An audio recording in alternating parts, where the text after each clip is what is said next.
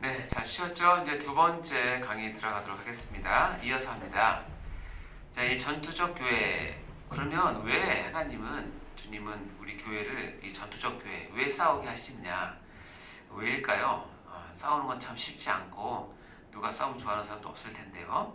근데 여기 보면 첫 번째는 하나님께서 이 전투적 교회를 하게 하신 이유는 뭐냐면, 우리가 영적인 싸움을 해야 우리 자신을 지킬 수 있기 때문에 그래요. 우리는 늘 어떻게 생각하냐면 편하고 안락하면 믿음을 잘 지킬 수 있을 것이라고 생각하지만 아마 교회 역사를 보면 그렇게 해서 믿음을 지키는 경우는 거의 없고요.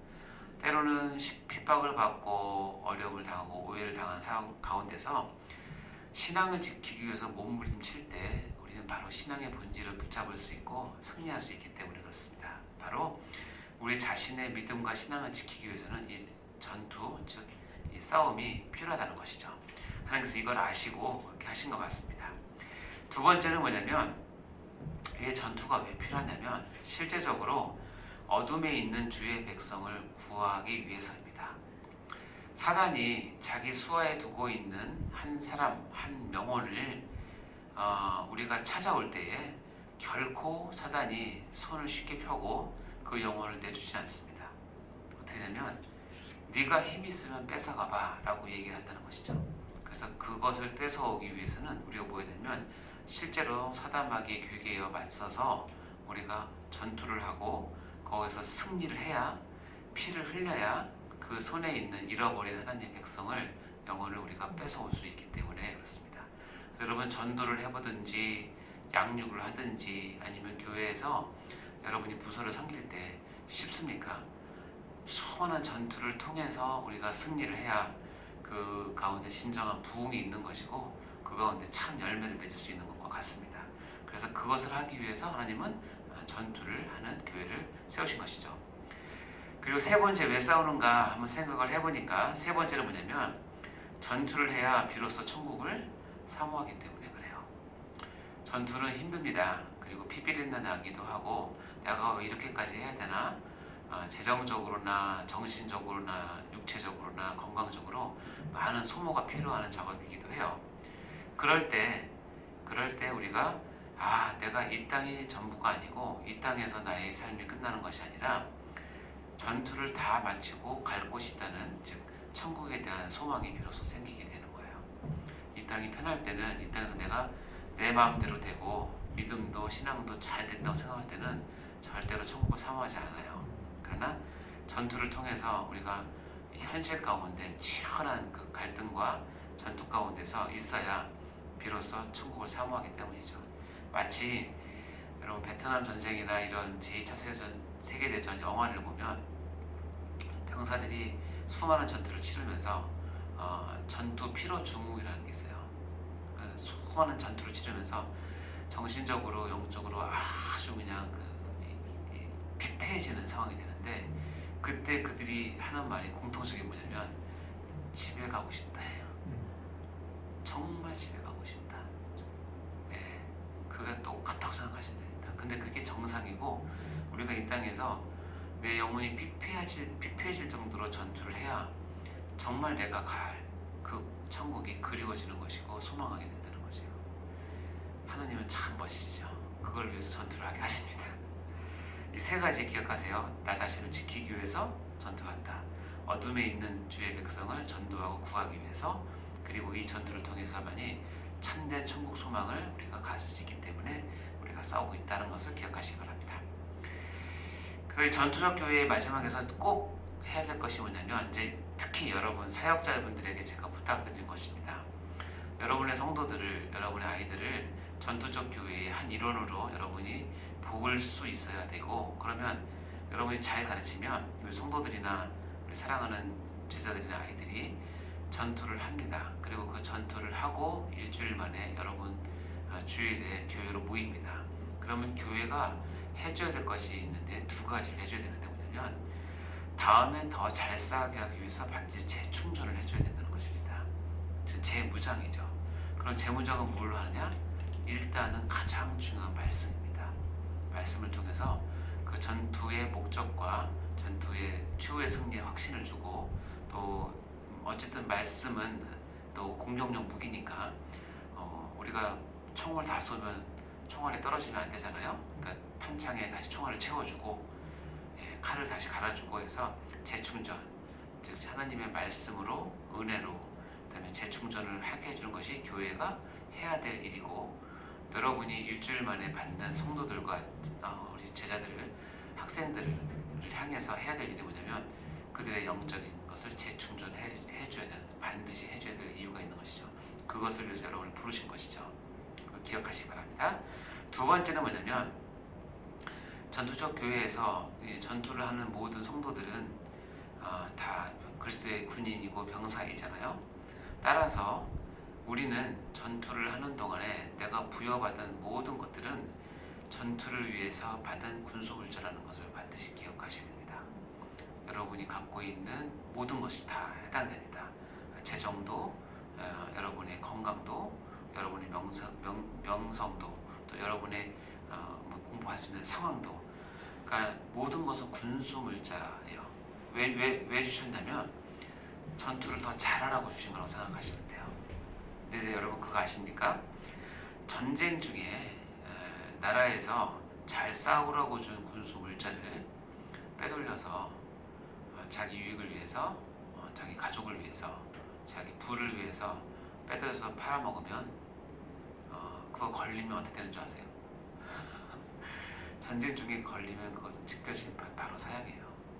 이것은 이적행위와 똑같기 때문에 여러분이 받은 모든 것은 여러분 통장에 돈이 혹시 있으면 그것 포함해서, 여러분의 자녀도 포함해서, 여러분 유치도 포함해서 잘 싸우라고 주신 군수물자라는 건 잊지 마시고 군수물자를 제때 잘 쓰시기 바랍니다. 절대 그걸 이용해서 여러분의 부를 채우고 여러분의 배를 채우고 여러분의 유익을 위해서 쓰면 다 나중에 하나님께서 부르십니다. 따라서 예수를 믿는 모든 것은 군수물자임을 꼭 기억하셔야 된다는 거 잊지 마시기 바랍니다. 자, 다음에 보면 이제 전투적 교회와 서로 상반되는 교회가 있는데 그것을 승리적 교회라고 얘기를 해요. 승리적 교회는 우리가 전투를 하면 이 땅에서는 전투를 하면서 이길 때도 있어요. 그리고 때로는 질 때도 있고, 내가 실수를 해서 어려움에 처할 때도 있지만 또 하나님께서 기가 막힌 역전으로 또 승리를 맛볼 수 있어요. 이 전투적 교회는 이것이 변화무쌍을 해요. 우리가 예측하기가 좀 어려울 수도 있어요. 그러나 하나님께서 약속하신 것이 있는데 승리적 교회라는 게 있어요. 뭐냐면 하나님이 우리의 구원을 중생시키신 후에 끝까지 견인하셔서 마지막에는 구원을 이루시는 것처럼 전투적 교회의 최종은 뭐냐면 반드시 뭐한다? 승리한다는 거예요. 그러니까 우리가 이것을 믿으셔야 되는 거예요. 특히 승리적 교회는 이 땅에서 승리적 교회를 맛보는 것이 아니라 어떻게 해요? 천상교회에서 맛본다고 돼 있어요. 그래서 이 천상교회, 즉 승리적 교회는 어떤 것을 우리에게 주냐면 전투적 교회를 함에 있어서 우리가 낙심하지 않고 피곤할 때 떨어지지 않고, 우리가 때로는 큰 실수나 실패를 해서 마치 내가 영원히 질 것 같은 그런 상황에서도 우리 교회는 이 전투는 반드시 뭐한다? 승리한다. 그리고 그것을 누가 하셨냐면 예수 그리스도께서 해주셨다는 것을 반드시 믿으시고 그것을 믿는 교회가 승리적 교회예요. 그래서 승리적 교회는 최후의 승리를 확신하는 교회예요. 그래서 전투적 교회 가운데 가장 중심되는 기본은 뭐냐면 우리 전투 가운데는 반드시 최후의 승리는 주 예수 그리스도께서 보장하신다는 것을 믿는 것이죠. 그리고 이 승리적 교회, 천상교회는 아까도 봤지만 모든 성도들이 가야 할 본향이기도 하고요. 그리고 그곳은 바로 우리가 영원한 안식을 누리는 곳이에요. 따라서 우리가 이 전투적 교회를 할 때 이 땅에서는 영원한 안식을 누릴 것처럼 살면 안 되는 거예요. 여기서는 그냥 휴식과 그다음에 리프레시, 다시 회복하는 것을 해야 되지, 여기에 두 다리 쫙 뻗고 총과 칼과 다 내려놓고 허리띠 풀고 전투화 벗고 그냥 안식한다고 생각하시면 절대 안 됩니다. 그런 안식은 어디서? 천상교회, 즉 승리적 교회에서 하나님께서 예비하셨다는 사실을 믿으시면 됩니다. 자, 전투적 교회와 승리적 교회의 이 두 가지 성격을 아시겠죠? 자, 두 번째 성격을 볼까요? 하나는 지상교회와 천상교회입니다. 교회를 표현함에 있어서 한 거는 지상교회를 표현하는 게 있고 하나는 천상교회를 하는 게 있는데 두 개의 성격도 많이 달라요. 지상교회는 뭐냐면 이 땅에 있는 교회예요.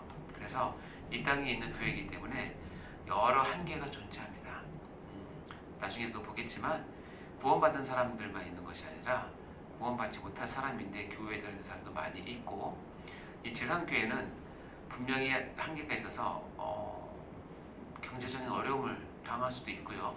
또 정치가 바뀌면 그래서 쫓겨나기도 하고 그런 한계를 갖고 있죠. 그러나 이 지상교회가 지향하는 바 천상교회는 교회의 완성이라고 해서 하나님께서 약속하신 천상교회는 우리에게 주어진 것입니다. 따라서 이 지상교회를 바라보면서 우리가 꿈꾸는 것은 뭐냐면 천상교회로 우리가 완성되어 간다는 것을 아는 것이 중요하겠죠.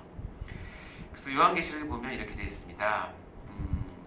내가 봄에 거룩한 성 새 예루살렘, 이것이 이제 천상교회의 별명인데요. 새 예루살렘이 하늘로부터 하늘에서 내려오니 하나님께로부터 하늘에서 내려오니 그 준비한 것이 신부가 남편을 위하여 장가와 같더라. 내가 들으니 보좌에서 큰 음성이 나서 이르되 보라 하나님의 장막이 사람들과 함께 있음에 하나님이 그들과 함께 계시리니. 하나님의 장막이 사람과 함께 있음에 라는 표현은 요한계시록에 보면 성육신하신 그리스도께서 내가 너희와 너희 장막과 함께 있겠다고 하는 그 표현하고 같은 표현인데, 뭐냐면 하나님이 우리와 함께 있는 것을 표현하는 것인데, 그것이 이제 천상교회에서는 완벽하게 이루어지는 거예요. 실제로 이루어지는 것이죠. 그러면서 그들은 하나님의 백성이 되고 하나님은 친히 그들과 함께 계셔서 이 문구는 우리가 잘 아시겠지만 모든 하나님 구약에서의 하나님의 구원의 표예요. 그들은 하나님의 백성이 되고 하나님은 그들과 함께 계신다. 그러니까 나는 그들의 백성이 되고 나는 그들의 하나님이 되고 그들은 나의 백성이 된다. 그렇죠? 그겁니다. 네, 맞아요. 거기 나오죠. 계속 나옵니다. 그 구절은. 자, 그런데 밑에 봐요. 거기서 특징이 뭐냐면 모든 눈물을 금에서 닦아주시니 다시는 사망이 없고 애통하는 것이나 곡하는 것이나 아픈 것이 다시 있지 아니하리니 처음 것들이 다 지나갔음이로라. 그 천상교회의 특징은 뭐냐면 없는 것이 5가지가 있대요. 뭐냐면 눈물이 없고, 뭐가 또 사망이 없고, 애통이 없고, 곡하는 것이 없고, 아픈 것이 없다. 그렇죠? 이 5가지가 다 없는 것이 천상교회입니다. 너무 좋죠? 그러니까 반대로 얘기하면 이 지상교회는 다 이 5가지가 충만한 많이 있죠. 근데 우리가 한 번 더 생각하면 천상교회에 가면 이 5가지가 없어요. 천상교회에 가면 이 5가지를 하고 싶어도 하지 못해요. 왜냐면 하나님이 나의 하나님이 되고 나 그의 백성이 되기 때문에 거기서는 눈물이나 사망이나 애통이나 곡한 거 아픈 것은 없어요. 다시 얘기하면 이 5가지는 지상교회에만 있는 거예요. 그렇기 때문에 이 5가지가 지상교회에 있는 것을 이상하게 생각할 필요가 없고, 또한 더 생각한다면 이 5가지를 만약에 내가 예수님 때문에 눈물을 흘리고 예수님 때문에 내가 죽을 수 있고 예수님 복음 때문에 애통하고 그 다음에 잃어버린 영혼 때문에 내가 곡하고 사역을 하다가 내가 아프다면 그것은 천상교회에서 할 수 없는 일이에요. 이것은 지상교회에서만 허락된 일이에요. 따라서 이 5가지를 내가 지상교회에서 예수님 때문에 복음 때문에 잃어버린 영혼 때문에 하나님 나라 때문에 그리고 예수님 몸된 교회 때문에 이 5가지를 내가 겪는다면 이건 특권이에요. 그렇죠. 저 팔복이에요. 예. 이 5가지는 그래서 이 지상교회에서 누릴 수 있는 특권이기 때문에 어차피 이 특권을 모르고 있으면 이 5가지는 내가 인생사 때문에 다 겪게 돼요.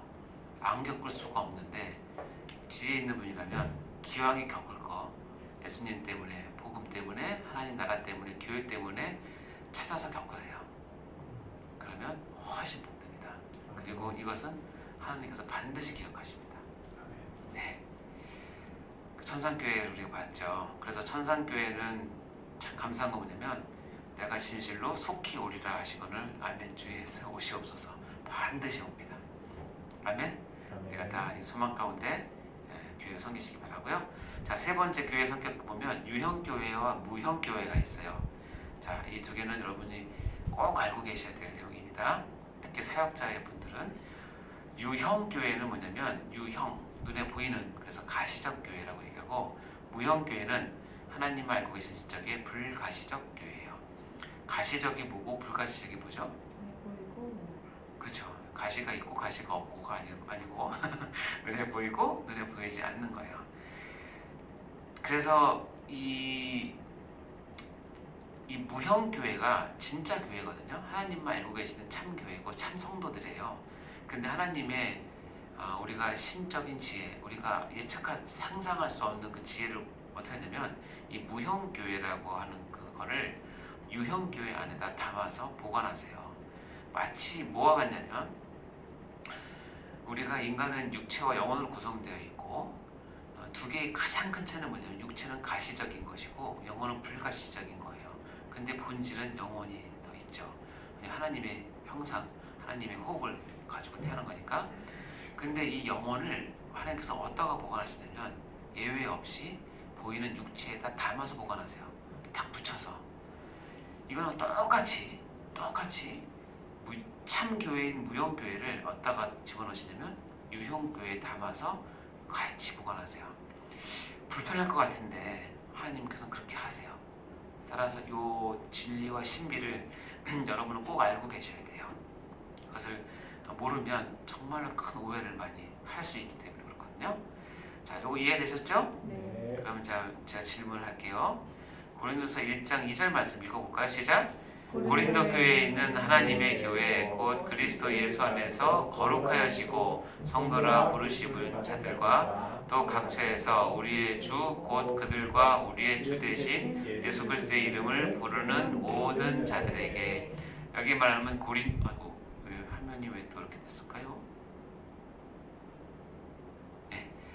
고린도 교회에 있는 하나님의 교회하고 쭉 설명한 1장 2절의 이 설명, 이 교회에 대한 설명은 유형교회에 대한 설명일까요? 무형교회에 대한 설명일까요? 네. 그렇죠. 이것은 어디에 가깝냐면 무형교회예요.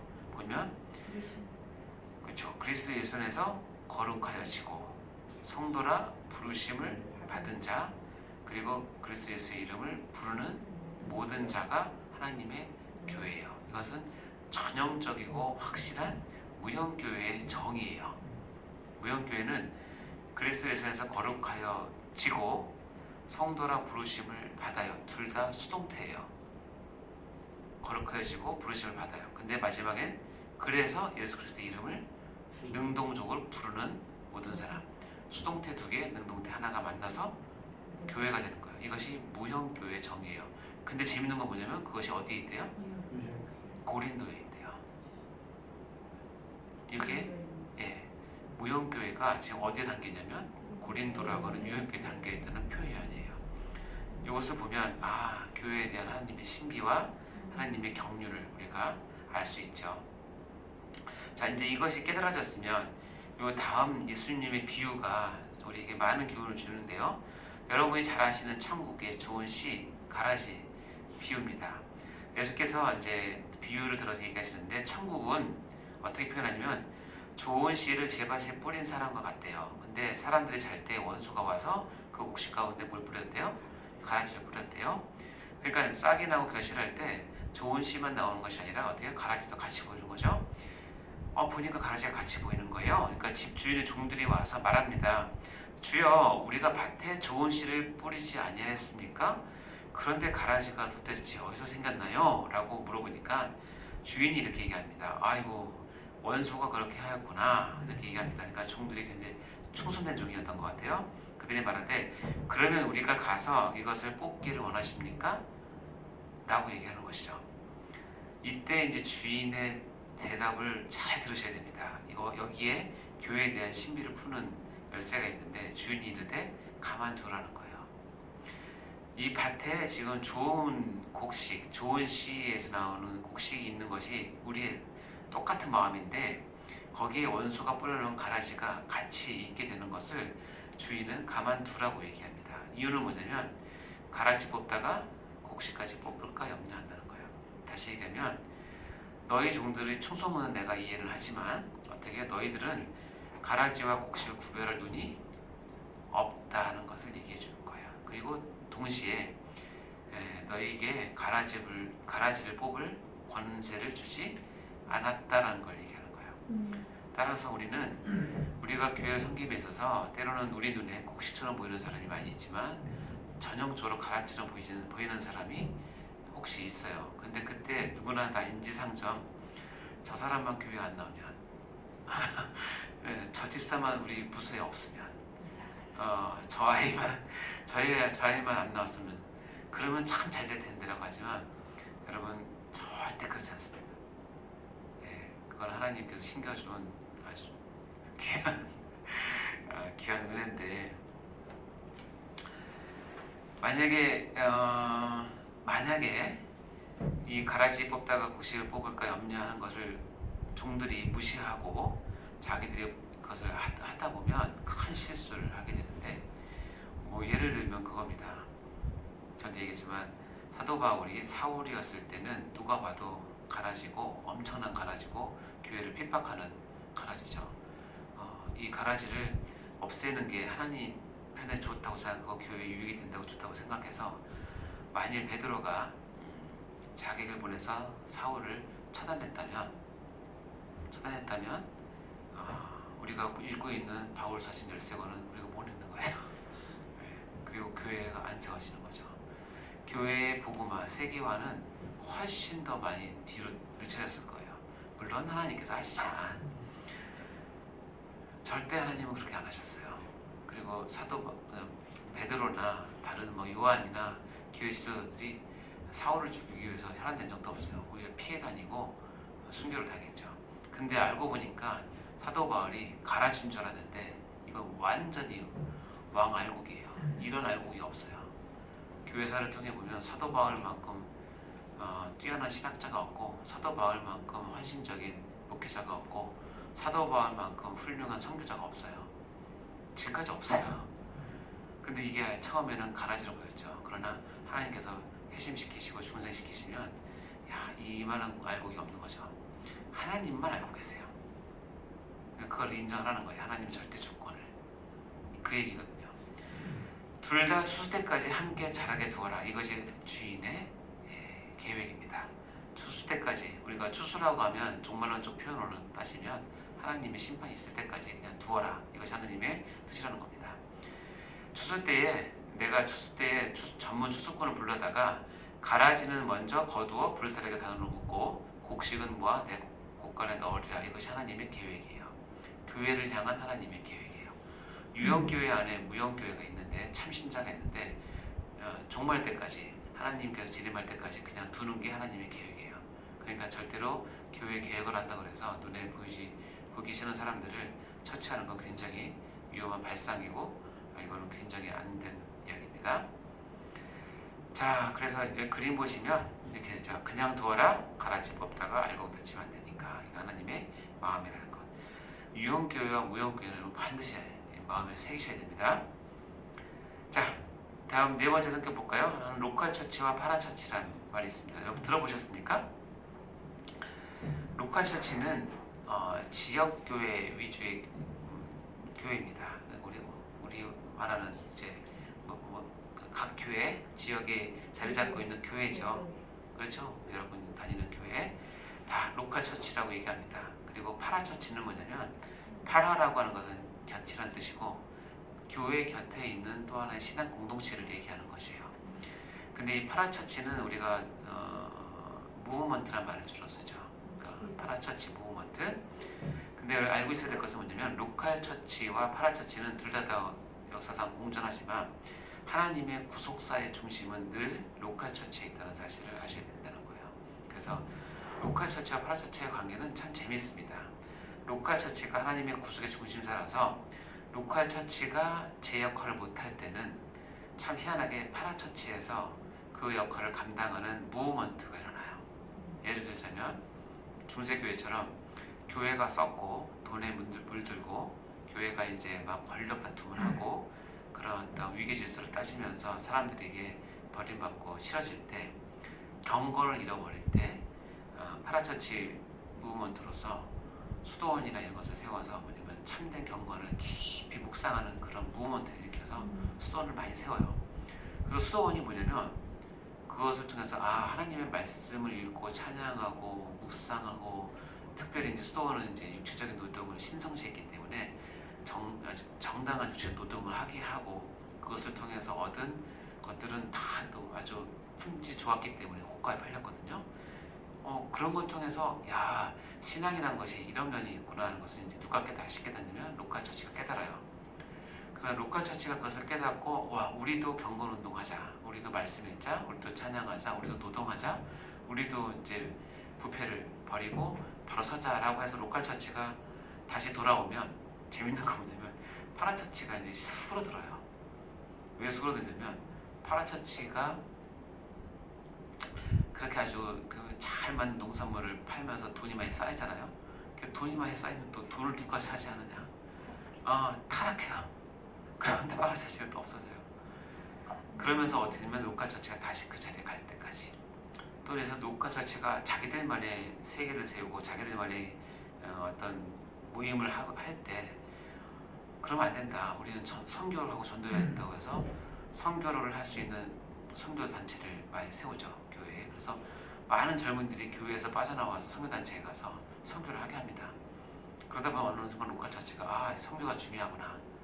우리 많은 청년들이 빠져나가는구나 하고 선교를 합니다. 그럼 다시 어떻게 돼요? 다시 로컬 처치가 선교하는 교회로 바뀌게 되고, 그럼 참 재밌는 거예요. 파라처치는 또 수그러들어요. 이런 역사가 있어요. 예배와 찬양, 경배와 찬양 다 똑같습니다.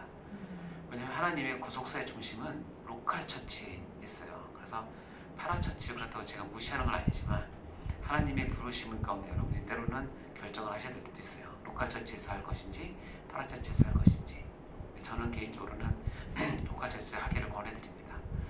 중심이 있기 때문에 그렇습니다.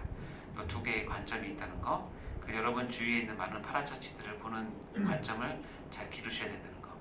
예전에는 이런 관점이 없어서 파라처치가 로컬 처치의 역할을 하려고 많이 했었거든요. 그러면 로컬 처치랑 갈등이 일어납니다. 왜냐하면 결국 사람을 빼가야 되기 때문에. 그래서 많은 갈등이 있었는데 지금은 이제 로컬 처치도 파라처치도 많이 깨닫게 됐죠. 로컬 처치를 섬기는 파라처치를 하셔야 됩니다. 그래서 요즘은 파라처치가 그 모임의 대표가 옛날에는 뭐 간사, 뭐 팀장 이렇게 불렀는데 요즘엔 다 목사입니다. 왜냐면 목사가 정식 신학교육을 받아서 목사가 되어야 이들과 얘기할 수 있기 때문에 그래요. 그래서 파라처치도 이제는 다 신학을 하고 목사 안수를 받고 파라처치의 대표가 돼서 로컬 처치와의 대등한 관계를 유지하려고 하는 그런 게 있죠.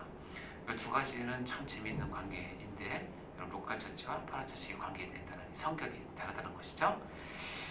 자, 이렇게 해서 하고 다음 거는 생강에서 하도록 하겠습니다.